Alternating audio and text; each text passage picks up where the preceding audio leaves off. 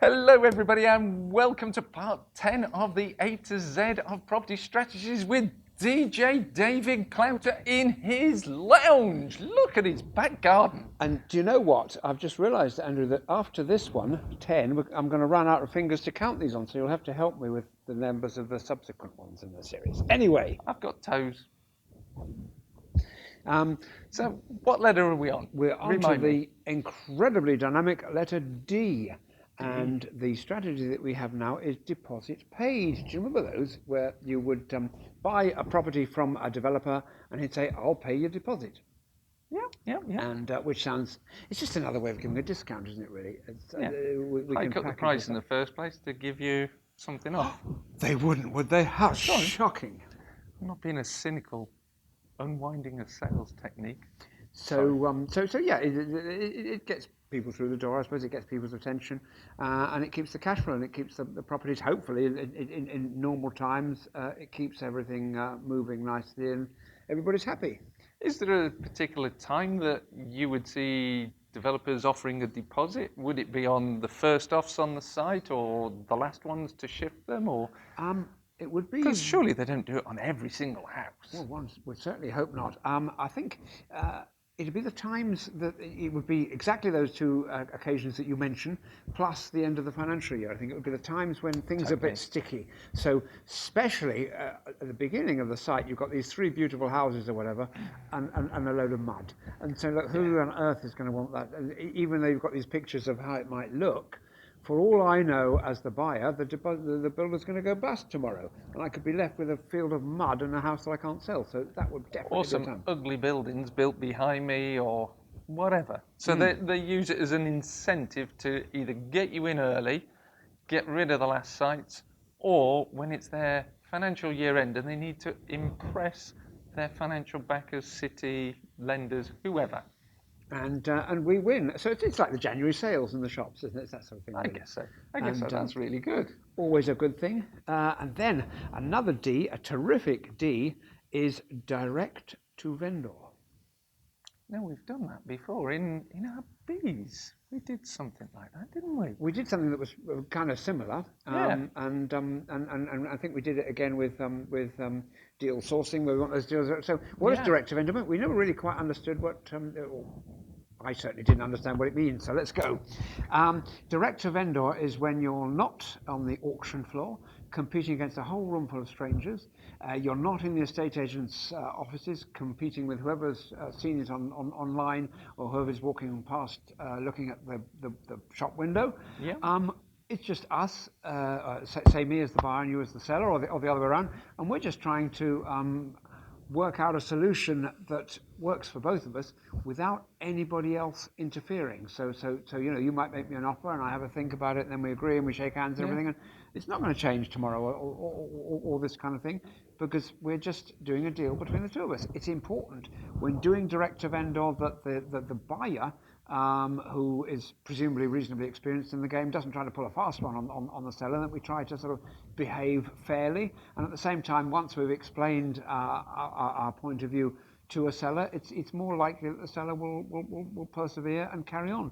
And I've found that one of the things that work quite well when you're doing direct to vendor is to listen more to, it's very difficult for me because I never shut up, but to actually see what the person wants and then find out a way of giving it to them. So, for example, if the reason for selling this house, I don't know, suppose it's a probate or something, and they want little Johnny to go to a private school, for goodness sake, when you go to the second meeting, these things are never done in fewer than 2 or 3 meetings, bring along a school prospectus and say, here's a school that little Jimmy might want to go to.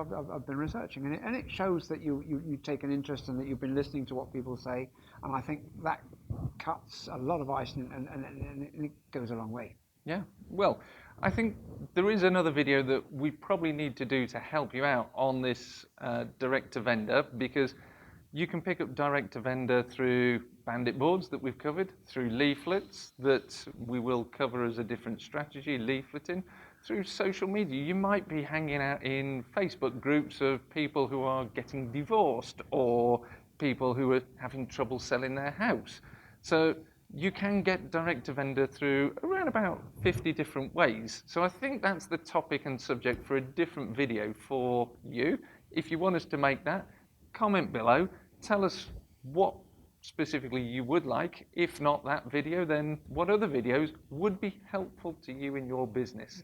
And obviously, if you like this channel, subscribe, hit the like button, hit the bell icon, and YouTube will notify you as we upload and premiere new videos just for you. Absolutely, and that could have been a Paul Simon song, couldn't it really? 50 ways to reach your vendor. I can hear the tune right now. Let us move on to distressed properties, shall we? And there are two really ways in which you can negotiate the price down and get good value. I thought you were going to tell me there was a property crying in the corner over there. Well, that too. You can see the condensation streaming down the walls, can't you, really? And very much so. And so if there's something wrong with the property, and it might not be wrong as such, but just something that makes it a bit less appealing, then the number of people who the estate agent might be getting the viewings. And I came across a case the other week where a friend of mine just bought a house, and where the photos from the estate agent were about 10 years old. But when you actually go there, it's a bit of a wreck with sort of plants growing out of the walls and all that kind of thing. Maybe I'm exaggerating slightly, but you know. So a distressed property, even if you get the viewings, isn't really going to sell, because if you're selling what I call retail, if you're selling to people who are going to buy this property and move in there, they won't be able to visualize living in that property. And that can be for a number of reasons. There could be actual physical things that are wrong with the property. There could be structural issues. It could be next to a gasworks. That's a harder one to deal with, really. Although gasworks are going away now, and they're being converted into blocks of flats and things like that. So you know. It could also be that it's had a refurbishment. The place looks like a palace. It looks $1 million, but it's distressed because they forget to get building control involved, so they haven't got a building control sign-off for the new ensuite they've put in, for example. Therefore, nobody can get mortgage lending on it, so it's distressed. It could just be a paperwork issue. Yes, that too. And again, it's the sort of thing that we as investors know how to deal with. And if they've taken out that wall without proper building consent, that might be a bit of a... I hope they put a steel up there to hold it up. Oh, yes. So then I suppose what you'd have to do is chip away at all the plasterwork to see if they'd used the right pad stones and all the things. We're going to get technical now, but there are always ways to fix these things. But for the uninitiated, I'm just reminded there was an episode of that great sitcom 40 Towers, others are available, where the guy puts in a door and he's put a bit of wood across it. And I remember that. And then the experienced builder comes in and the whole thing has to come apart. So, but on a serious note, a property can be distressed without it being evident. Yes. But as long as we've got a way to fix it, and often, like for example, settlement. Settlement's pretty easy now to fix it, but people have this idea that you have to pump 4 tons of concrete under it and this kind of thing, as indeed happened with one of mine, but that was before it was in my ownership. But now there are these little kind of stilts that go down and sort of like hydraulic jacks that hold the thing up and everything. So it's a lot easier than you might imagine. Well, another one that gets confused for settlement or subsidence is where the wall ties have corroded in walls, and basically the walls look like they're falling apart, and it's just the wall ties have corroded. So it's knowing how to repair some of these things and to spot them. And they mostly look a lot worse than they are, to be honest, although, as you say, and to spot them, sometimes you're going to spot them and then you're going to show them to the vendor or the agent and say, look. But in many cases, you can see these things a mile off. I've bought properties where there have been cracks about that wide in the wall. And what did I do in one of the ones I can think of that was that wide? It had an outside... Put some of that decorator's caulk in it? That would have been plan A. Plan B was this was an outside loo. So what I did is I knocked it down and resolved the problem. Was finished. And you'll probably find, because it was an outside loo, the actual fault was to do with the fact that the drain underneath had collapsed, causing one of the bricks to fall a couple of inches into the drain, which then causes a crack that makes it look like you've got subsidence. If you actually understand where the drains are, you can spot these sorts of things. There's often very big telltale signs. Absolutely so. And of course, nowadays as well, to be fair, there isn't that much call for outside moves, so there was no outcry when this bit the dust and went away in a skip. So that's the thing. Spot the things that are wrong with the property, spot why it's not shifting. It might just be full of clutter or something like that, which puts people off. And all you do then is you get these people who say, we clear your house free, and they come in for the day, and the thing is taken care of. So you know, Totally. it's often a lot easier than it seems. So if the property is not crying because it's distressed, do we have anything else distressed? Well, we do. It might be the vendor. So will they cry? They probably do. I'm not encouraging people to cry, by the way. No. Although it's a good way of expressing your inner angst. If you bottle it up, you'll just get stressed and you'll have to go to the doctor for tablets and things. So maybe we should all have a good cry at the end of this video. At the end of this video, we'll sort of practice it. So vendors can sometimes be not necessarily, well, there's a difference between distressed vendors and motivated vendors. We'll come to motivated vendors when we do M. But distressed vendors are really kind of suffering, if you like. So it might be that they've taken up too much credit, that they've got debts, and that the bailiffs and everybody are kind of closing in. It might be that they've fallen behind with their mortgage payments and they're unable to deal with that kind of situation. Okay. It might be where Granny needs to move into a nursing home and the house needs to be sold in a hurry. So these are where people are in extreme bad circumstances, and so they need the property to go. It's very important to stress at this point, and I won't show you any of the rest of the videos if you don't, that you must not take advantage of people who are in that kind of situation. Always to make extend that point a hand, myself. Try to help them. Be very ethical in your dealings and be very empathetic with their situation. Yes, we are in business and we are in business to make a profit, but do not do it at the expense of others. By all means, make a fair profit. Be open and honest with them, but do not do anything unethical. And there were very naughty things. There was a strategy that used to be called sale and rent back. That's where, right. I would be in a terrible state, so I'd sell my house to you or the other way around, you know, and on the basis that I could then rent it, and then 3 months later I get an eviction notice. You know, these things are not nice. They're not ethical. No. Don't do it. It gets the industry a bad name. Well, it's also illegal now, so don't do it because it's illegal. That particular one is, but there are other unethical things which I'm not even going to explain to you because they might be legal.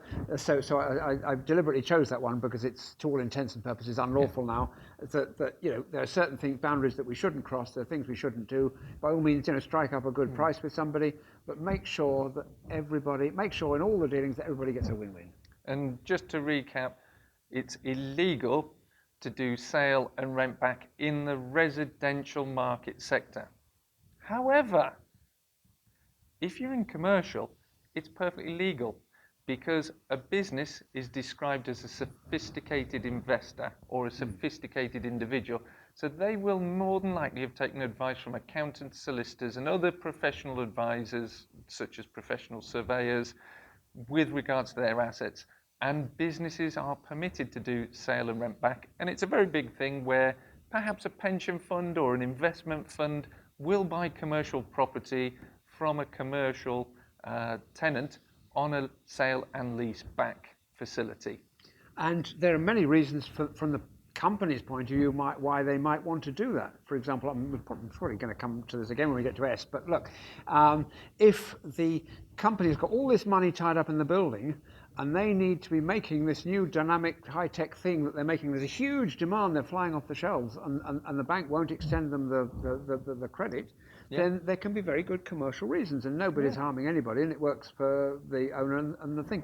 There was a case where my mentor he did a remarkable case where he bought a property that was on sale. These are some 1960s figures, but it was on sale for 500. And I think he bought it for 240 on the basis of the owner renting it back, but with a 1-month break clause, because he had this government contract. He didn't know how long it would go on. And my mentor said to this guy, look, you know, let's suppose it goes on for 2 or 3 years. You will make an enormous amount of money, even selling it to me at this kind of discount. And I need the discount because it puts me on the spot because I'll only have 30 days to find a new tenant and that kind of thing. So there are many situations where that can work. But we'll come back to that when we do the letter S. Probably. Certainly. So, do we have any other D strategies? I mean, we're whistling through them here. There was a song, wasn't there? Was it by Tammy Wynette called Divorce?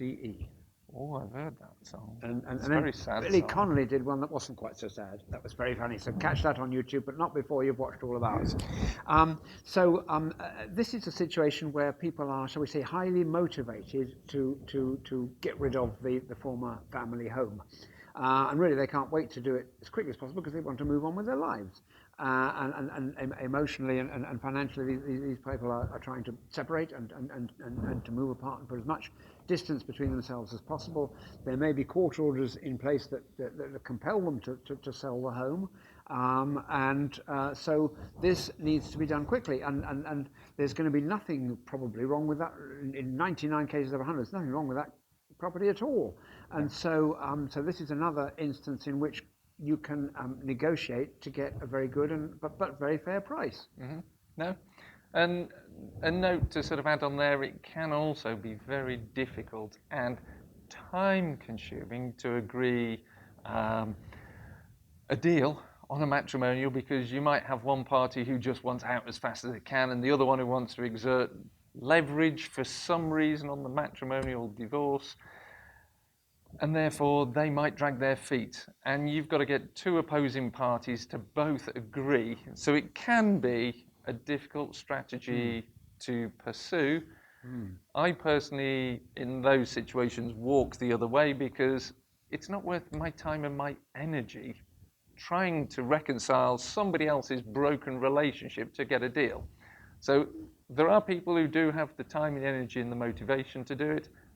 Great strategy, but for me, yes, I don't. If there's friction, sometimes it's amicable, and then it's okay, and you can do it. The same applies to probate, which will come along across when we do the letter P. But if you've got 3 or 4 siblings, all of whom have different ideas to do with the inheritance, and you've got the crushing need of inheritance tax that needs to be paid, again, there are times when I walk. But you have a quick conversation with everybody and sort of get the lie of the land. But I'm not going to spend 3 years having weekly meetings with people for it all to fizzle out, and that's just realistic. And as you say, if somebody's got the time to do that, then God bless them. And our final D, which we're coming up to, and we've got a couple of minutes to talk about. We'll probably end on that one, yeah. I think we probably will. Due diligence and security, and this applies to just about everything that you do, really, in that if you don't, the onus is on you to find out all the facts of what you're about to do. This could apply to, for example, a property that you're about to buy at auction, where the auction pack will probably, in many cases, only come out 3 days before the property comes up on the floor and everything. And then you've got to have an arrangement with your solicitor where he'll take a quick look for you and flag up any issues and concerns. It might apply when you're doing joint ventures with people. They could be the nicest people in the world, and this has happened to me.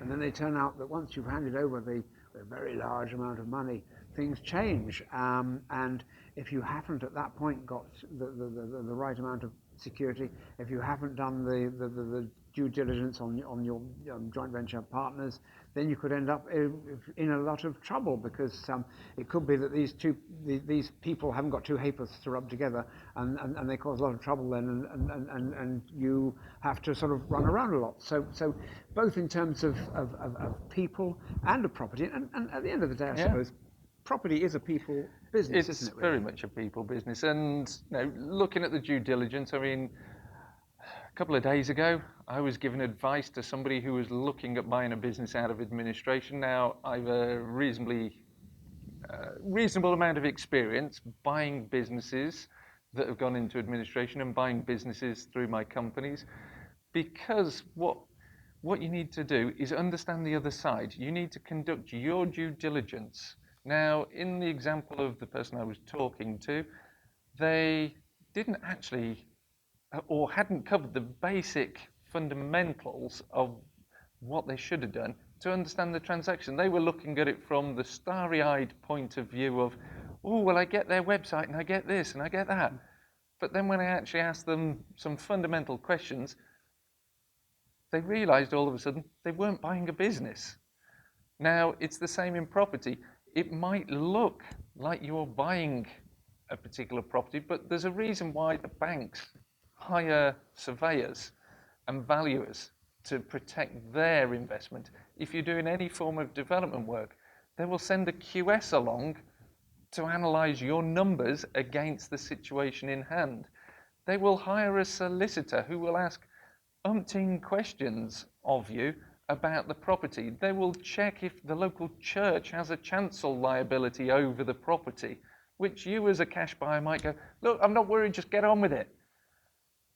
If you don't conduct thorough due diligence, what you think you're buying, you might not be buying. So it's not a lecture, it's a word of caution to make sure that the security you think you've got in the underlying asset is actually there when you complete on the transaction.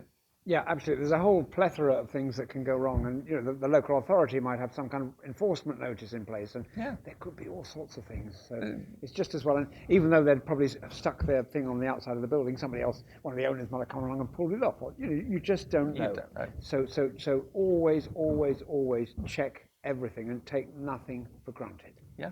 Well, I think on that, we've run to the end of today's time, David. Yeah. So it's been delightful running through the D's of property strategies with you, David. It's been terrific, Andrew. And I think next, I can't remember what comes after D, but we'll do that one next. A, B, C, whatever.